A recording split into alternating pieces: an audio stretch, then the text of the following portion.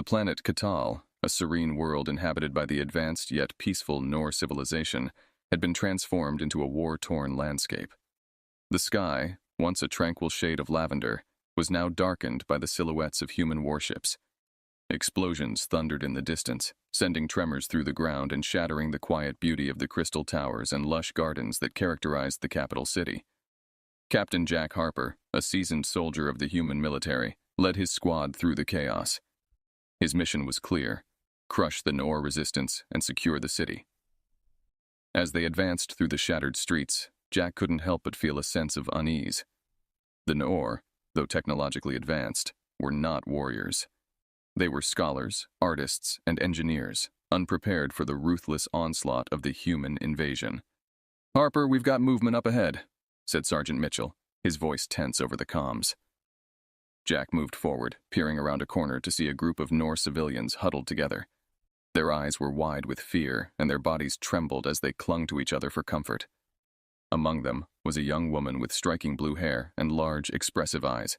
Her presence was magnetic, a combination of grace and desperation that caught Jack's attention immediately. "We need to move them to a safe zone," Jack said, though he knew there was no true safety left in this city. His orders were to show no mercy, to crush any resistance. But as he looked into the eyes of the young woman, he felt a tug at his conscience. "Please, don't hurt us," the young woman pleaded, her voice trembling but steady. "We are not your enemies. We just want to live." Jack hesitated. His training screamed at him to ignore her, to see her as nothing more than another obstacle to mission success. But something about her struck a chord deep within him. "Captain, what do we do with them?" Mitchell asked, his rifle trained on the group. Jack swallowed hard. The image of the young woman's face, filled with fear, yet somehow still hopeful, haunted him. He knew what he had to do, even if it went against everything he had been taught. "We'll detain them for now," Jack decided, the words feeling foreign on his tongue. "Mitchell, secure them and take them to the holding area. We'll figure out what to do with them later." As his squad moved to secure the civilians, Jack couldn't shake the feeling that he was making a grave mistake. He had seen enough bloodshed to last a lifetime, and the thought of adding more innocent lives to the tally made him sick to his stomach. "Thank you," the young woman said softly as she was led away, her eyes meeting Jack's once more. "You have a kind heart." Jack nodded, unable to find the words to respond. He watched her disappear into the shadows, a small part of him hoping that she would find some measure of safety amidst the chaos. The squad continued their march through the city, the streets lined with the remnants of Nor culture. Statues of revered ancestors stood silent amidst the rubble, their once proud visages now marred by the violence that had swept through the city.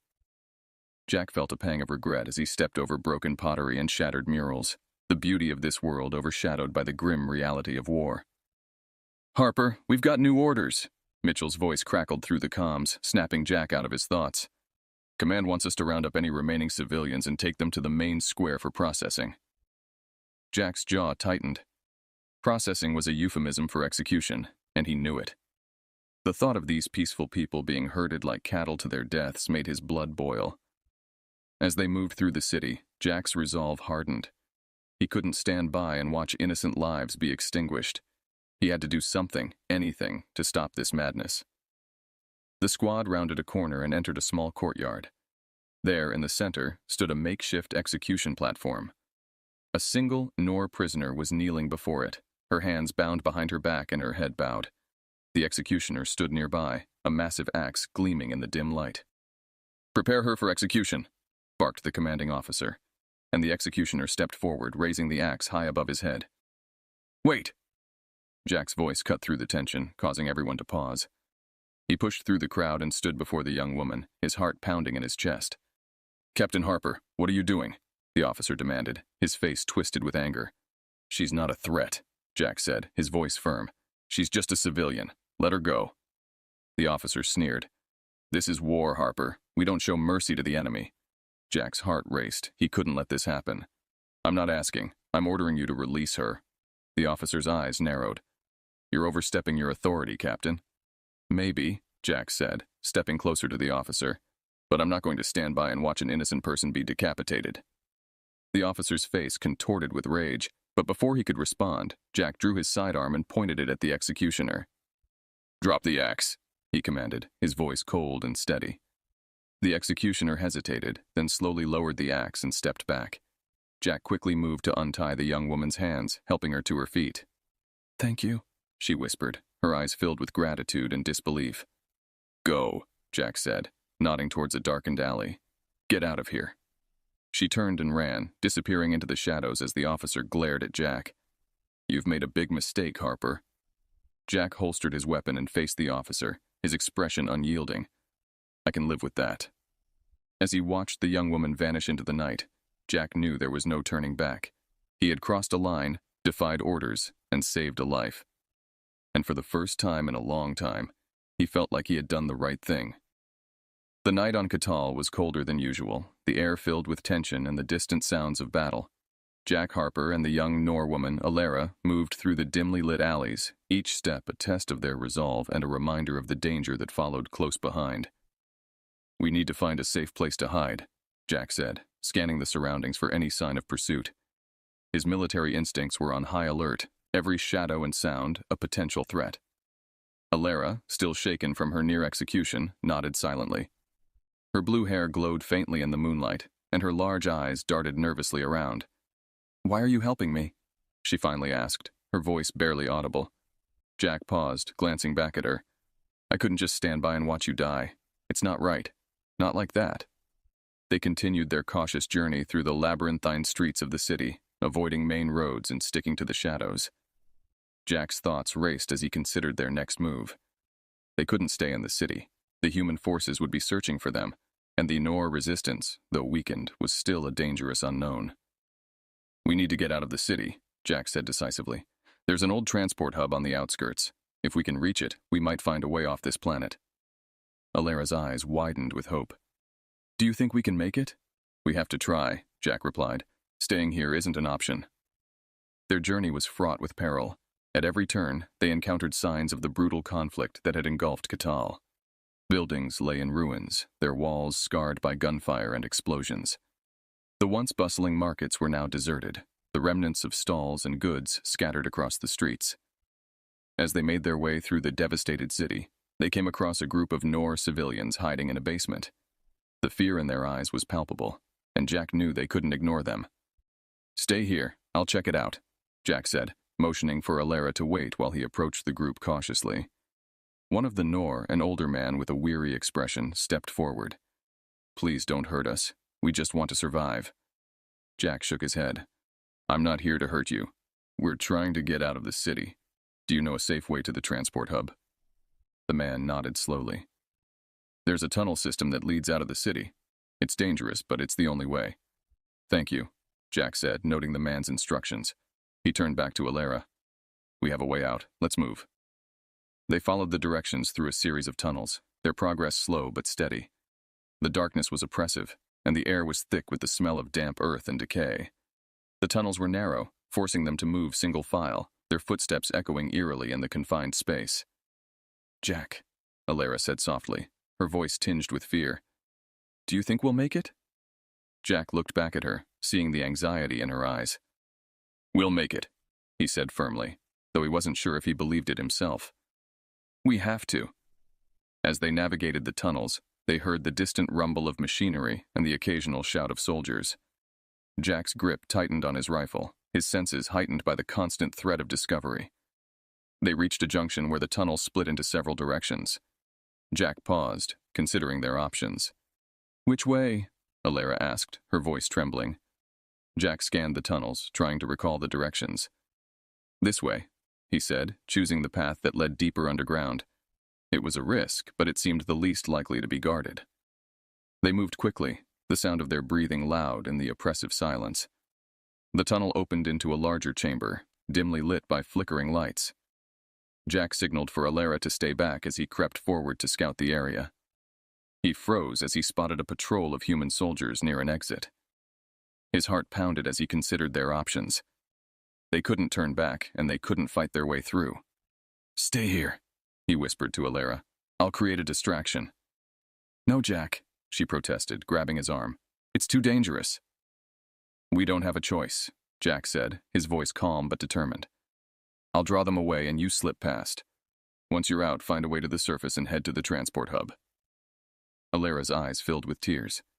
But what about you? I'll catch up, Jack promised, though he knew the odds were slim. Now go, before they see us. He took a deep breath and stepped into the light, shouting at the soldiers, "Over here, intruders!" The soldiers turned, startled, and Jack fired a few shots into the air, drawing their attention. He ducked behind a pillar as they rushed toward him, their shouts echoing through the chamber. Alera watched in horror as Jack disappeared into the chaos, her heart aching with fear and gratitude. She waited until the soldiers were fully distracted, then slipped through the exit, her steps quick and silent.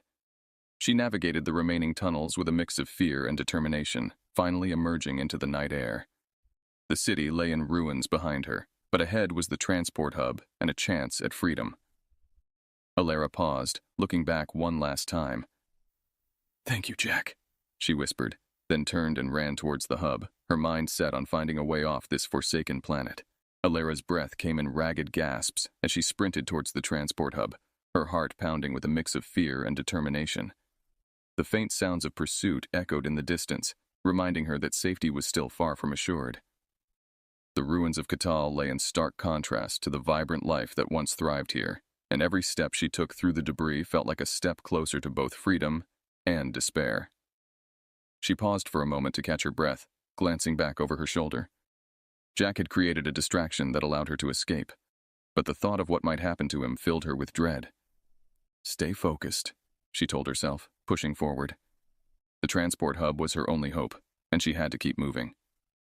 As she approached the hub, she saw the towering remnants of what was once a bustling center of activity.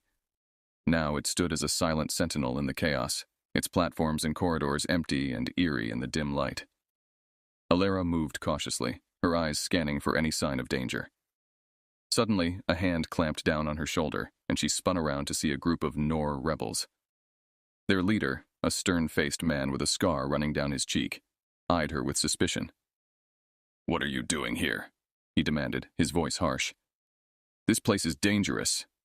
I need to get to the transport hub," Alera stammered, her mind racing. "I have to get off this planet." The man narrowed his eyes. "And why should we trust you? You're running, just like the rest of us." Alera took a deep breath, trying to steady her nerves. "I was saved by a human soldier," she said, her voice trembling.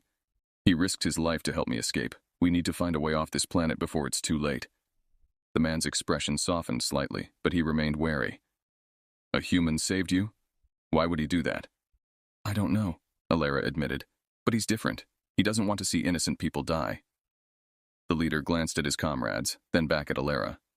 "All right, we'll help you. But if you're lying, there will be consequences." Alera nodded, relief washing over her.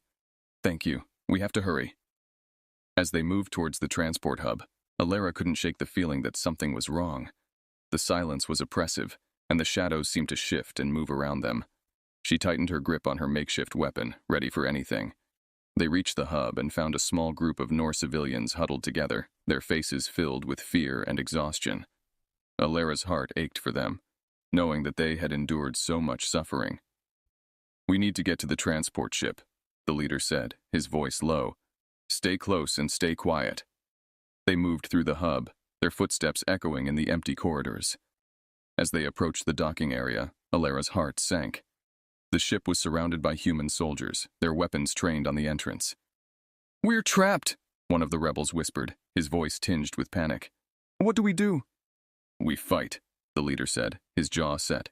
"It's our only chance." Alera felt a surge of fear, but she knew they had no other choice. She glanced around, looking for a way to flank the soldiers. "There," she said, pointing to a maintenance tunnel. "We can use that to get behind them." The leader nodded, and they quickly made their way to the tunnel. As they crawled through the narrow space, Alera's mind raced with thoughts of Jack. She prayed he was safe, that he had somehow managed to escape the chaos. They emerged from the tunnel behind the soldiers, and the rebels launched their attack. The sound of gunfire and shouts filled the air as the two sides clashed in a desperate struggle. Alera fought with everything she had, her fear giving way to a fierce determination to survive. But despite their efforts, the rebels were quickly overwhelmed. The soldiers were well trained and heavily armed, and the Nor resistance was no match for their superior firepower. Alera was captured and dragged towards the ship, her heart sinking as she realized their plan had failed. The soldiers pushed her into a holding cell, and she slumped to the floor, tears streaming down her face. As she sat in the darkness, the door to the cell creaked open, and a figure stepped inside. Alara's eyes widened in surprise as she recognized the man who had captured her. "Jack?" she whispered, her voice filled with disbelief. Jack nodded, his expression grim. "I couldn't leave you behind," he said, his voice barely above a whisper. "I had to find you." Alara's heart swelled with gratitude and relief. "Thank you," she said, her voice trembling. "I thought I was going to die." Jack knelt beside her, his eyes filled with determination. "We're not out of this yet," he said, "but we'll find a way, I promise."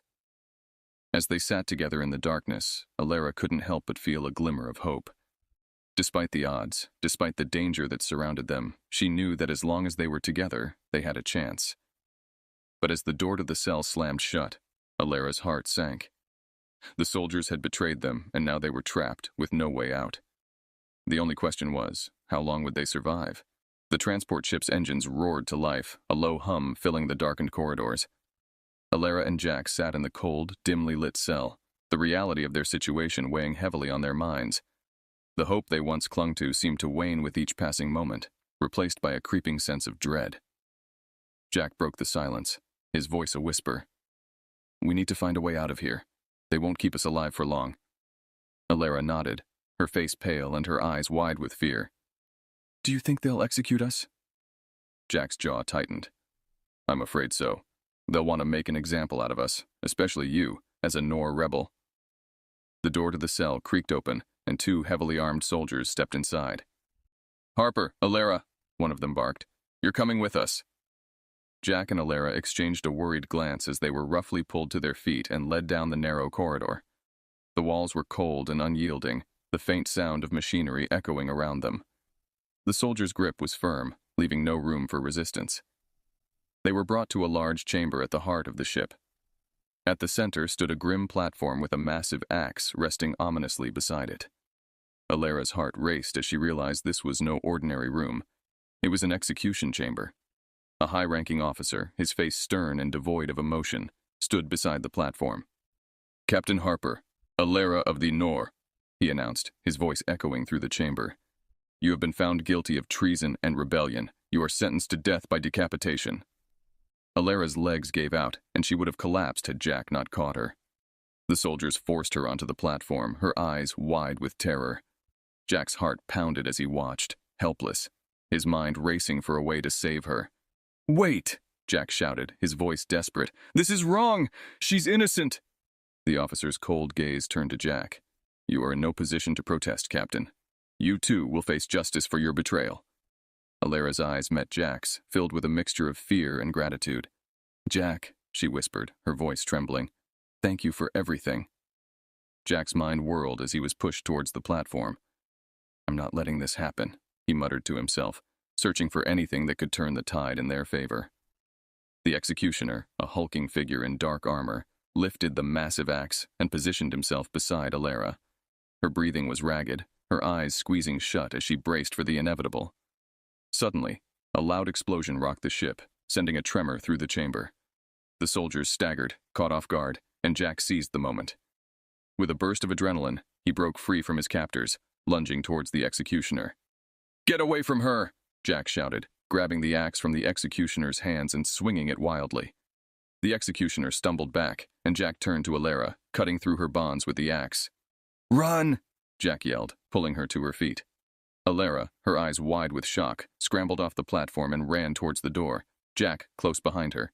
The chamber erupted into chaos as soldiers tried to regain control.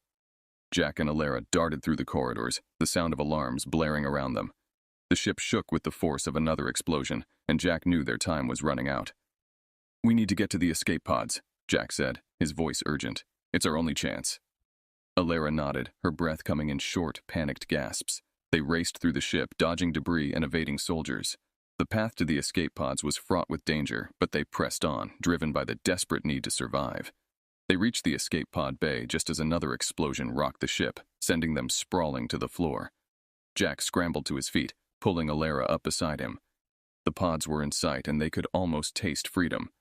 "Get in!" Jack shouted, shoving Alara into the nearest pod. He quickly followed, slamming the hatch shut and initiating the launch sequence. The pod's engines roared to life, and they were blasted into space, the ship's fiery wreckage falling away behind them. Jack and Alara watched as the transport ship exploded in a brilliant flash of light, a fitting end to their nightmare. As the pod hurtled through the void, Jack turned to Alara, his face a mask of relief and exhaustion. "We made it," he said, his voice barely more than a whisper. Alara, tears streaming down her face, nodded. "Thank you, Jack. I thought it was the end." Jack took her hand, giving it a reassuring squeeze. "We're not out of this yet, but we have a chance now. We'll find a way."